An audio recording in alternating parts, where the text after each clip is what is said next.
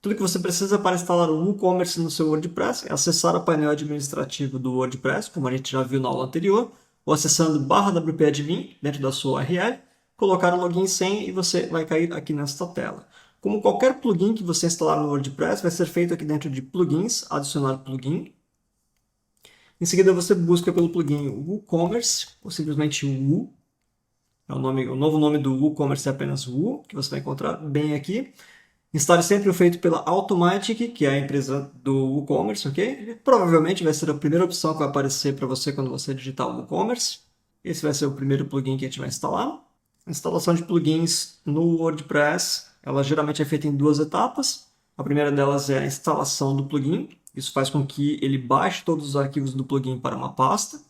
E em seguida a gente faz a ativação desse plugin, que é quando a gente fala para ele que de fato a gente quer usar aqueles arquivos. Uma vez instalado, tudo que a gente precisa fazer é ativar o plugin. Basta clicar no botão ativar, a gente vai ser levado para uma espécie de instalação guiada do WooCommerce.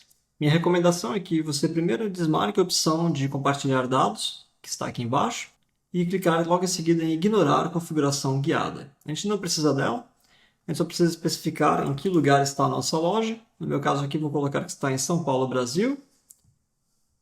No caso é apenas o estado, então você coloca o estado onde sua loja física ou onde você está, de onde seus produtos partirão.